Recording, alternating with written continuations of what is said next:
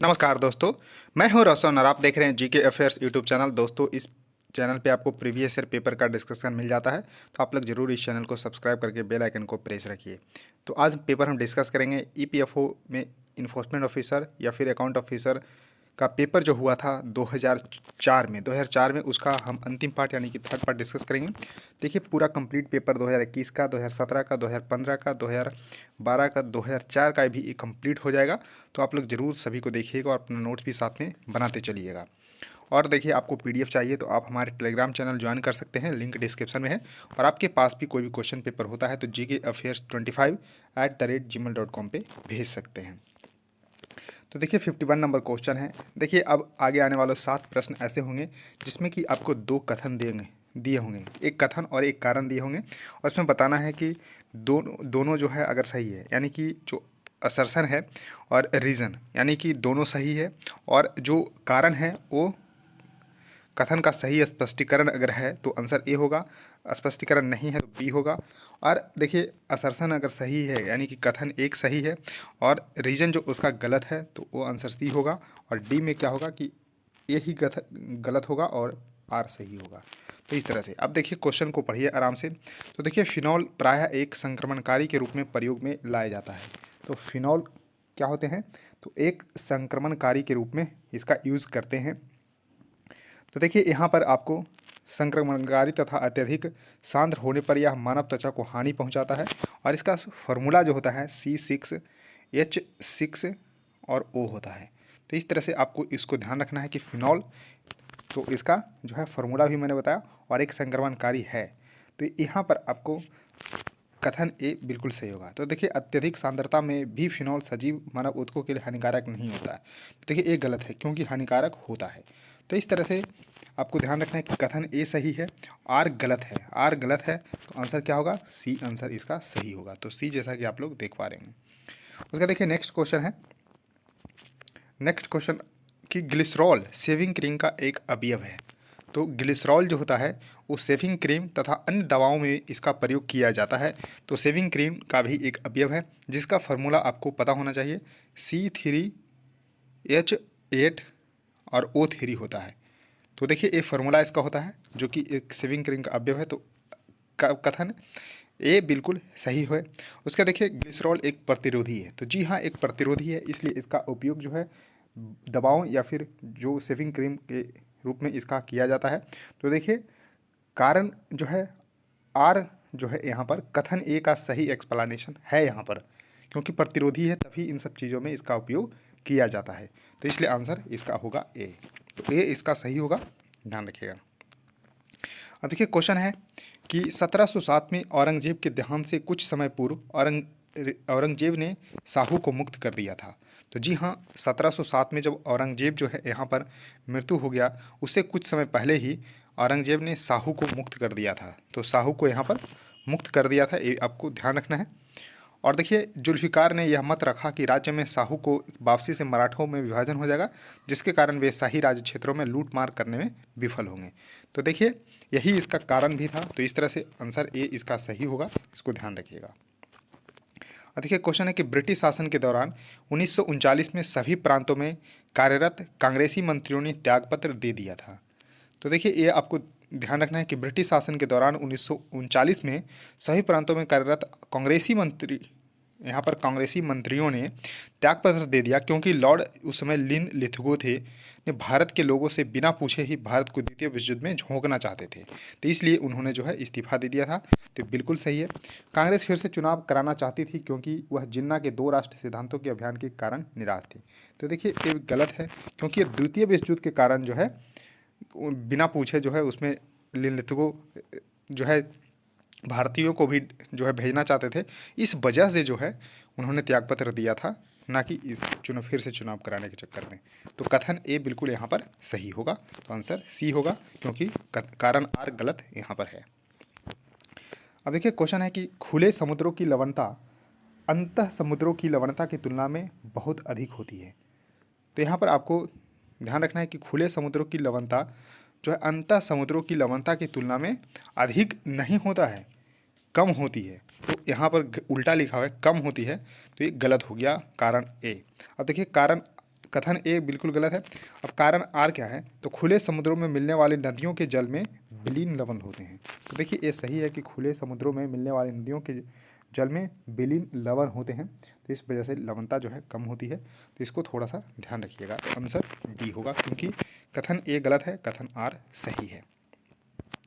अब देखिए क्वेश्चन है कि विश्व बैंक ने अपने वैश्विक विकास वित्त रिपोर्ट 2004 में वर्ष 2002 के लिए भारत को एक अल्प ऋणग्रस्त देश के रूप में वर्गीकृत किया है। तो बिल्कुल सही है, वर्गीकृत किया है। उसके बाद देखिए पिछले दशक में भारत का बकाया विदेशी ऋण काफ़ी कम हुआ है। तो देखिए काफ़ी कम नहीं, ज़्यादा हुआ है, इस वजह से जो है ये वर्गीकृत किया है। तो एक गलत हो गया यहाँ पर, कारण आर, और आंसर सी हो जाएगा। अब देखिए क्वेश्चन है कि हाल ही में सरकारी क्षेत्र की 4 साधारण बीमा कंपनियों द्वारा समुदाय आधारित सार्वभौम स्वास्थ्य बीमा योजना आरंभ की गई है। तो ये आपको ध्यान रखना है कि ये बिल्कुल सही है। तो देखिए तत्कालीन समय में 4 साधारण बीमा कंपनियों ने सार्वभौम स्वास्थ्य बीमा योजना प्रारंभ की थी। वर्तमान समय में मोंटेक सिंह अहलुवालिया ने इस पर बल दिया जाना स्वस्थ राज्य सूची का विषय है, बल दिया। और देखिए स्वास्थ्य जो है राज्य सूची का विषय है, इसको ध्यान रखिएगा।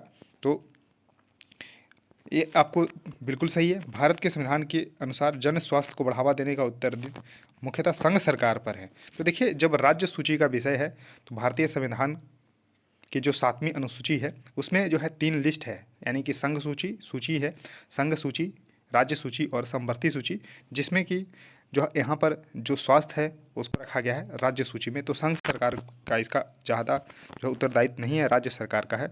तो कारण आर हो जाएगा गलत, कथन ए सही है, तो आंसर सी होगा। अब देखिए क्वेश्चन है कि निम्नलिखित में से कौन सा तत्व मनुष्य में प्राकृतिक रूप में नहीं होता है।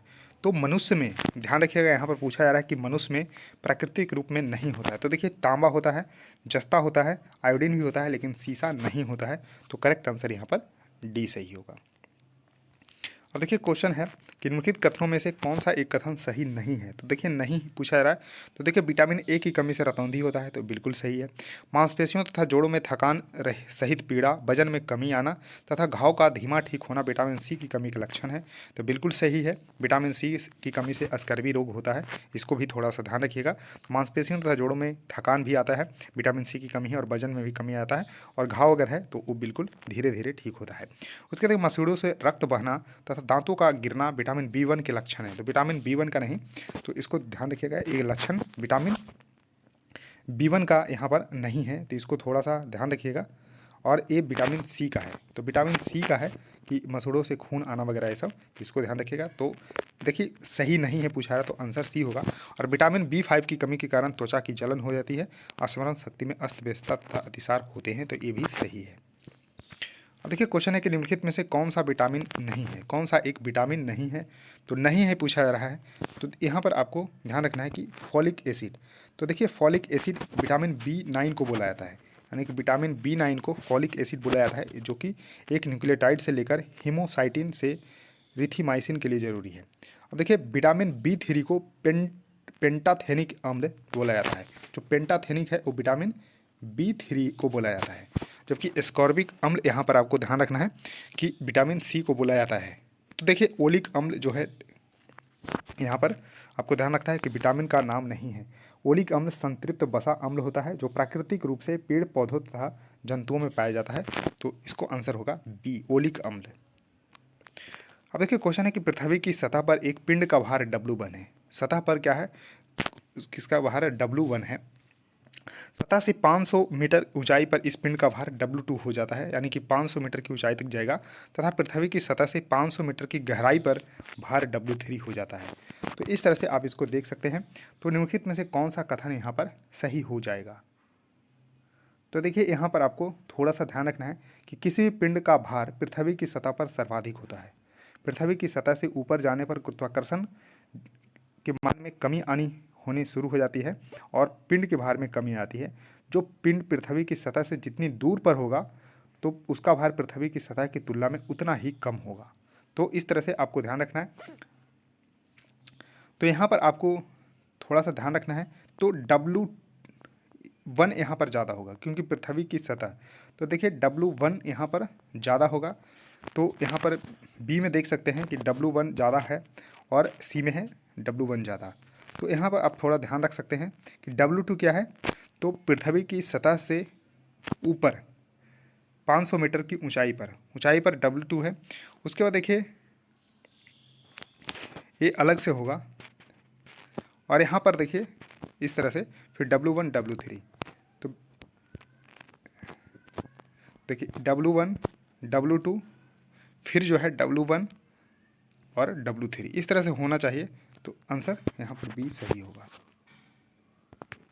अब देखिए क्वेश्चन है कि शीशे के पात्र में एकत्रित जल में वायु में लघु बुलबुले के रजत चमक के साथ चमकने का कारण क्या होता है।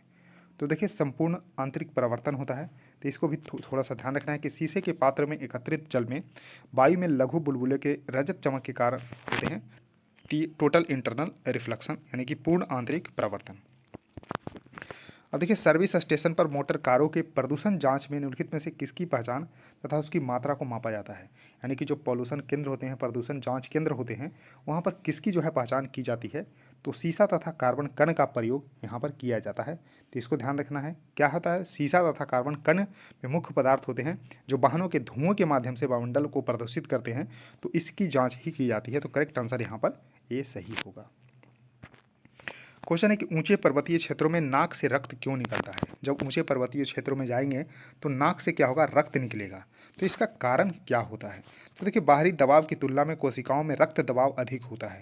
तो करेक्ट आंसर यहाँ पर ए होगा कि बाहरी दबाव की तुलना में कोशिकाओं में रक्त दबाव अधिक होता है, इस वजह से नाक से रक्त निकलते हैं।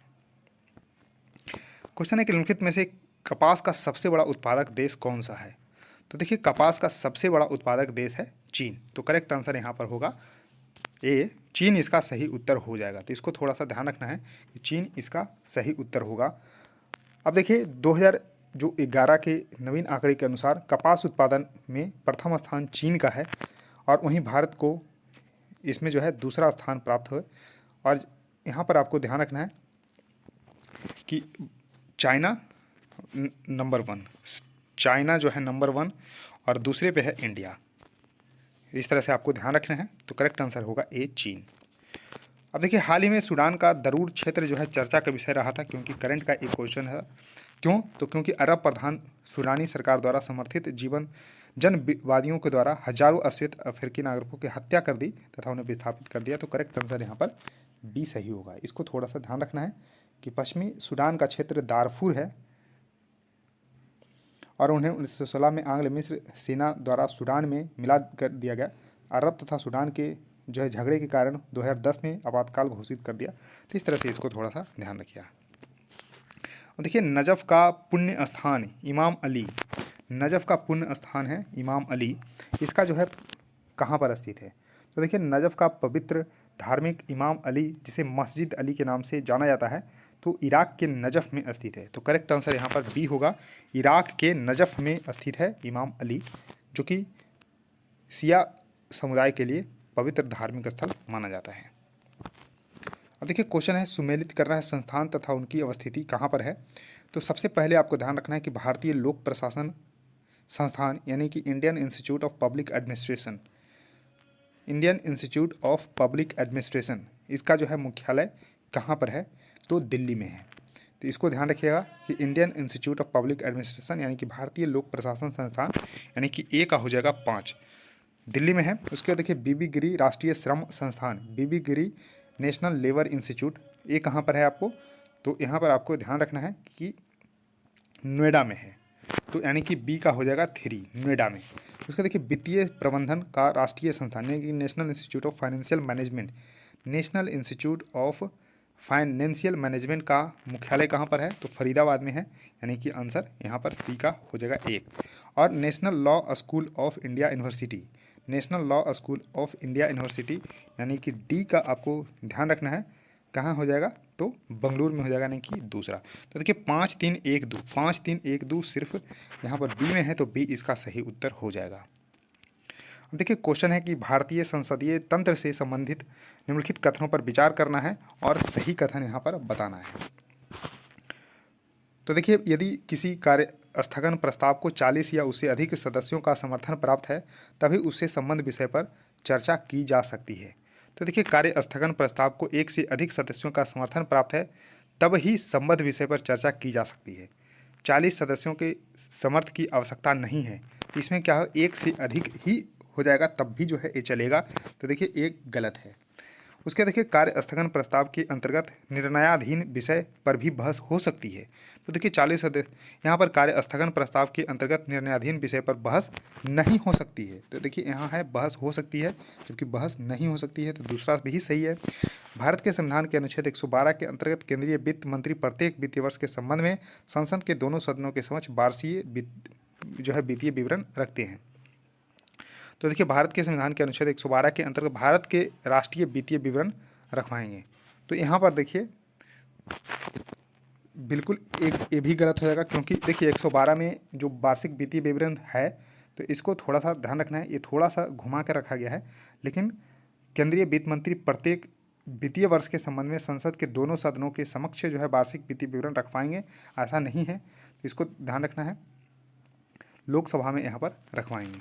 तो यहाँ पर डी उपरोक्त में से कोई नहीं इसका सही उत्तर हो जाएगा। अब देखिए क्वेश्चन है कि धन विधेयक संसद के किसी सदन में पुनर्स्थापित किया जा सकता है। तो देखिए यहाँ पर आपको ध्यान रखना है कि धन विधेयक जो है या नहीं, इस पर लोकसभा अध्यक्ष का निर्णय अंतिम होता है। धन विधेयक केवल लोकसभा में प्रस्तावित किए जा सकते हैं। जब सामान्य बहुमत से लोकसभा बिल पास कर देती है तब स्पीकर के प्रमाणन के साथ यह बिल राज्यसभा में ले जाया जाता है। राज्यसभा इस बिल को पारित कर सकती है या 14 दिन के भीतर अपनी सिफारिशों के साथ लोकसभा में। तो इसको ध्यान रखना है, तो लोकसभा में है तो ये भी गलत हो गया। यदि यह प्रश्न उठता है कि कोई विधेयक धन विधेयक नहीं तो उस पर लोक लेखा समिति के अध्यक्ष निर्णय होगा, नहीं। तो कौन लेंगे, तो लोकसभा के अध्यक्ष का होगा, तो ये भी गलत है। प्रत्यानुदान द्वारा संसद से किसी अनुदान का अनुमोदन उसकी विभिन्न अंगों की विस्तृत जांच हेतु से पूर्व कराया जाता है, ये भी गलत है। तो यहाँ पर डी होगा उपरोक्त में से कोई नहीं। अब देखिए नेक्स्ट क्वेश्चन है कि प्रशासनिक सुधार आयोग की प्रथम रिपोर्ट में लोकपाल तथा लोक आयुक्त के सृजन की सिफारिश की गई थी। तो यहाँ पर आपको पहला बिल्कुल सही है। तो यानी कि प्रशासनिक सुधार आयोग की प्रथम रिपोर्ट में भारत में लोकपाल तथा लोक आयुक्त के सृजन के लिए सिफारिश की गई थी, ये बिल्कुल सही है। उसके बाद देखिए भारत के संविधान में विभिन्न अनुच्छेदों के अंतर्गत संघ लोक सेवा आयोग, योजना आयोग तथा सतर्कता आयोग के गठन के लिए उपबंध है। देखिए योजना आयोग तो जो है एक ऑर्डर के द्वारा जो है पास किया गया था, तो ये बिल्कुल गलत है। यहाँ पर CVC भी गलत, यहाँ संघ लोक सेवा आयोग ही यहाँ संविधान के द्वारा है। तो यहाँ पर दूसरा स्टेटमेंट गलत है, तो केवल एक ही यहाँ पर सही होगा। तो इस तरह से आप ध्यान रख सकते हैं कि योजना आयोग तथा सतर्कता आयोग के लिए कोई संविधान में प्रस्ताव नहीं है, तो इसको ध्यान रखिएगा। अब देखिए क्वेश्चन है कि आयोग या समिति है और उसके अध्यक्ष। तो देखिए आर्थिक सुधार आयोग, आर्थिक सुधार आयोग की अगर हम बात करते हैं तो इसके कौन है, तो LK झा है, यानी कि AK3 है, यानी कि आर्थिक सुधार आयोग के अध्यक्ष LK झा हैं, AK3 हो जाएंगे। उसके बाद आप ध्यान दे सकते हैं कि केंद्र राज्य संबंध। तो देखिए केंद्र राज्य संबंध यहाँ पर आपको ध्यान रखना है कि सरकारिया, तो सरकारिया जो है RS सरकारिया, यानी कि एक, यानी कि B का हो जाएगा एक। तो देखिए आंसर यहाँ पर C साफ दिख रहा है 3-1, तो 3-1 C में है। उसके देखिए प्रशासनिक सुधार आयोग, प्रशासनिक सुधार आयोग के अध्यक्ष थे के हनुमंथैया, यानी कि C का 2। और देखिए D का अगर बात करते हैं भ्रष्टाचार निवारण समिति, तो यहाँ पर संथानम इसका सही होगा, तो यानी कि चौथा। तो देख सकते हैं 3, 1, 2, 4 और संथानम समिति के आधार पे ही केंद्रीय सतर्कता आयोग जो है बनी थी, इनके सिफारिशों के आधार पर। तो करेक्ट आंसर C सही होगा। उसका देखिए नेक्स्ट क्वेश्चन है निम्नलिखित भारतीय फिल्म निर्देशकों या कलाकारों में से किसी वर्ष 2004 में order of the British umpire मिला था, तो शेखर कपूर जी को मिला था। तो करेक्ट आंसर यहाँ पर C सही होगा। तो देखिए पूरे क्वेश्चन मैंने डिस्कस कर दिए हैं, इसमें एप्टीट्यूड के क्वेश्चन मैंने और इंग्लिश के शामिल नहीं किए थे। तो दोस्तों पूरा पेपर EPFO का डिस्कस कर चुके हैं, उसके बाद कुछ अलग पेपर भी डिस्कस करेंगे। बस आपको क्या करना है, चैनल को सब्सक्राइब करना है, वीडियो को लाइक करना है और शेयर भी कर देना है। सो थैंक यू दोस्तों, इस वीडियो में इतना ही, धन्यवाद।